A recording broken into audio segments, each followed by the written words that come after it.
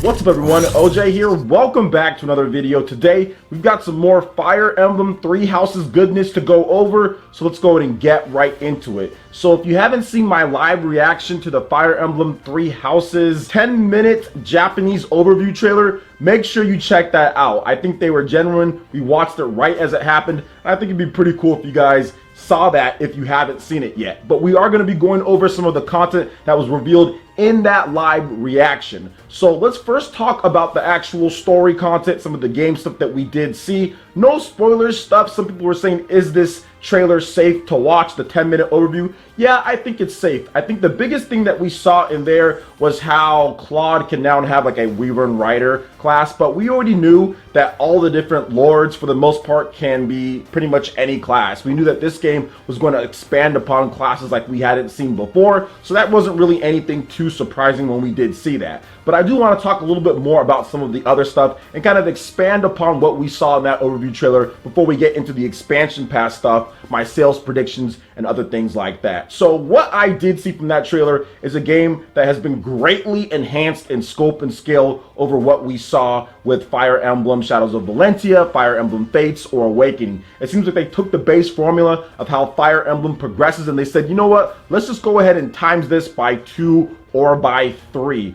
Obviously, the graphics in the game, the character models, everything looks really smooth. Although I will say the ground textures necessarily still aren't the best, even with that new trailer. But I think it's because of how much they're rendering on screen when you fight. One of the cool things that they showed off in that brand new trailer was that you can actually play the game pretty much anytime that you're in the battle right there from like the view of the character, not first person, but from like looking at the character and all the different troops that they have around them. And you can pretty much go from each unit to each unit like that. Usually how Fire Emblem plays out is like the overhead view and doesn't quite look as good, and of course you don't see everybody, but you can actually play it from that ground level view in the game, and that is something that's completely awesome. I think that a lot of newcomers might want to play the game like that, especially if they're playing the lower difficulty and you just want to have a nice experience and have it look cool. I think playing like that's going to be a nice option for lots of people out there. But then you also have the classic view that you can do as well. I also feel that the animations, which I've talked about many times before, but the animations,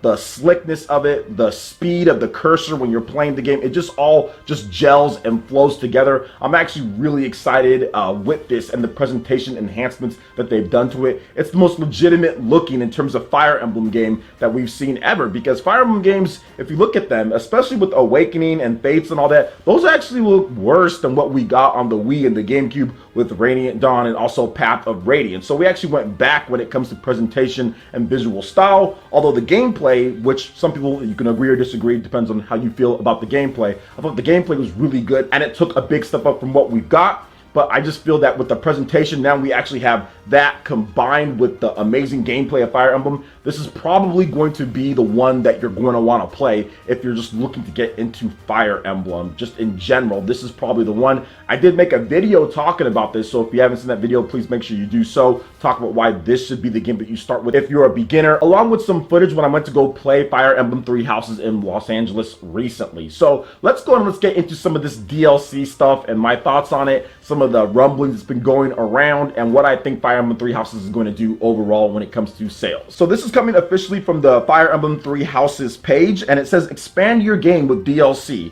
Your journey continues with 4 waves of downloadable content. You get access to all 4 as they release with the expansion pass. Expansion pass owners will also receive Officers Academy outfits, female and male, for the protagonist on July 26th. You have Fire Emblem Three Houses plus Expansion Pass bundle. You can pre-purchase now to get the full game at launch and get all the waves of downloadable content as they release. Now, from what I understand, the downloadable content in the game is going to be released in waves throughout 2019, and there's going to be more of an expansion with missions and stuff in 2020. So we could see somewhat of like Torna, the Golden Country type of situation here, or Xenoblade Chronicles 2 Season Pass situation as well. Also, for all of you Fire Emblem Heroes fans, you will receive a Blythe Tested Professor for the Fire Emblem Heroes mobile game when purchasing Fire Emblem Three Houses. So if you purchase the game, you will get that Fire Emblem Heroes hero on there as well. Remember, you can use the online Nintendo Switch game vouchers in order to redeem Fire Emblem Three Houses and purchase it on the Nintendo Switch eShop.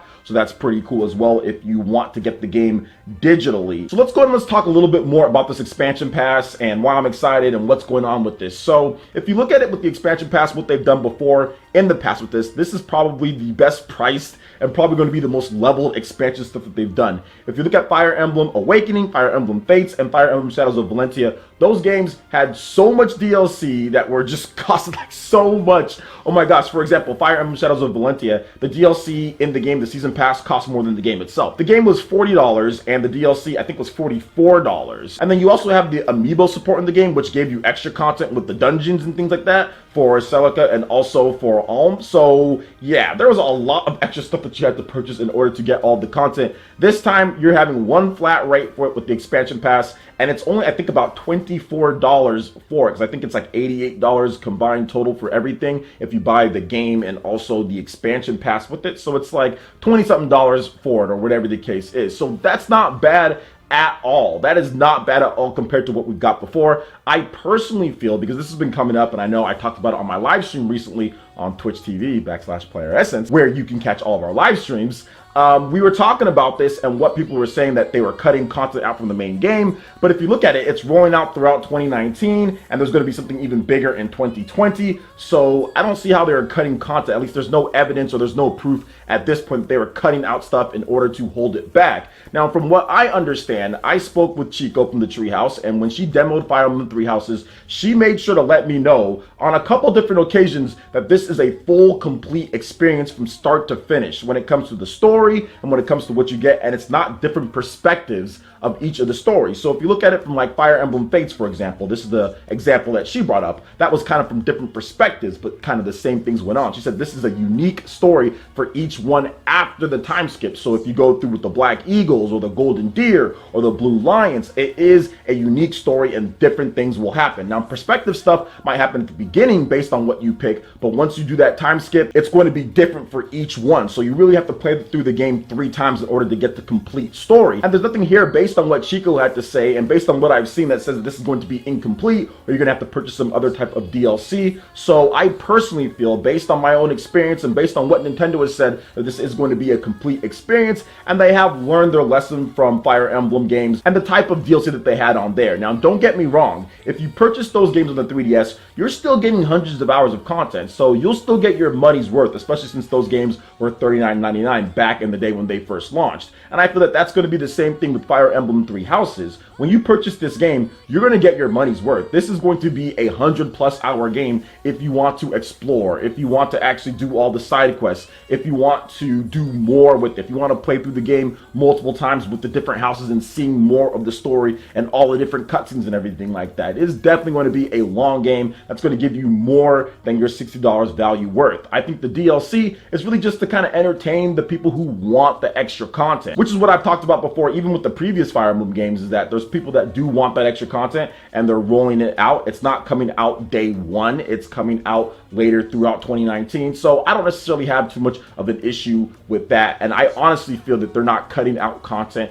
in this game here. I think that what we've seen before in the past, maybe there might have been some of that, but I think with this one, how they're rolling it out, and now they have a big expansion in terms of 2020 or new DLC missions and what they're going to be doing there, they're probably going to need some more time to make the game when it comes to some of this other ideas and what they're doing. Now, from what I've seen from Fire Emblem Three Houses and just the content and what you get and everything that's in the game, it seemed to me like a huge undertaking. It seemed to me like there was so much content they packed into this game and so much content, but they probably had some more ideas on what they wanted to do, but ran out of time because the game has already been in development for how many years down, and they've already delayed it twice. You have to remember, guys, they announced this game back in 2017 before the Switch was even launched. Just, hey, we're working on a new Fire Emblem game. And then it was supposed to come out in 2018. And then when 2018 came around, E3, they said, oh, we're delaying it to spring 2019. So then when spring 2019 came around, they're saying, oh, we delayed it to summer 2019. So it already received 2 delays. So I think they put as much content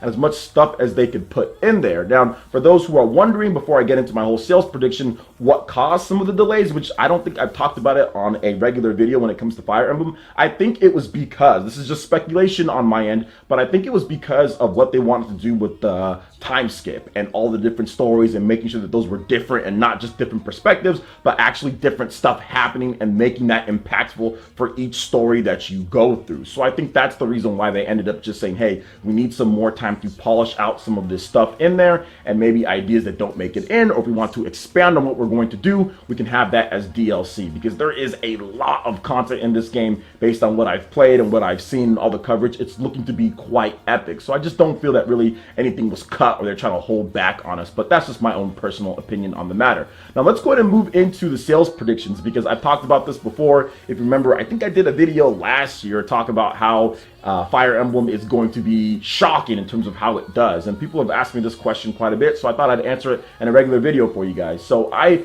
personally feel on this one that Fire Emblem Three Houses will lifetime sell minimum, okay, here's my minimum about 4 to 5 million units, which would make it the best-selling Fire Emblem game of all time, and the maximum amount that it can sell would probably be anywhere from 7 to 8 million. That's what I would say overall. If the game blows up somehow, and if everybody's loving the DLC, and everybody from the 3DS kind of moves over and makes that jump, and this game is bigger in Japan, then I think that maybe it'll hit that maximum, that 7 or so. But I think the minimum is definitely going to be around 4 million units or so for this game. Everyone's getting really excited for it. It's looking really good. It has a pretty nice release in September. It's pretty clean till Astral Chain, and there are some other games, right? You have stuff like Marvel Ultimate Alliance before it, but that's before it. Once again, that's Marvel. People who like Spider-Man and Wolverine and all that are gonna buy that. But for the hardcore RPG fans, which we haven't really gotten much this year, we haven't really gotten anything at all when it comes to hardcore RPGs. We got God Eater, we got Dragon Quest coming out earlier, but once again, those are before. This will be the first major RPG Nintendo releases in 2019. This is going to be a big pickup for a lot of people, and the game is going to review really well, considering how much content is in here, and based on some things that I've heard here and there, it's definitely going to review well. So those are kind of my predictions at maximum and minimum what Fire Emblem Three Houses is going to sell on the Nintendo Switch. So I have plenty more stuff to go over when it comes to Fire Emblem. We're going to be doing a lot of content on here, so make sure you guys subscribe, hit the like button, ring the bell to make sure you get my videos as soon as they drop, and check out my other Fire Emblem videos as well. I got a lot of cool stuff from my demo gameplay at Los Angeles with Nintendo's Treehouse team. So let me know what you guys think about everything that I discussed here when it comes to the expansion pass and all that. I'd love to hear you guys' thoughts in the comment section below. All right, guys, that wraps it up for this video here. Go and check out the links in the description below. We got Facebook and Twitter. Go and give us a like and a follow on our social media. Hit that like button if you did like this video. Let us know you guys want more content like this going forward in the future. And subscribe to PlayerEssence for this RPG, Japanese, and Nintendo gaming news. Thank you so much for watching, and we'll catch you guys for the next one. Peace.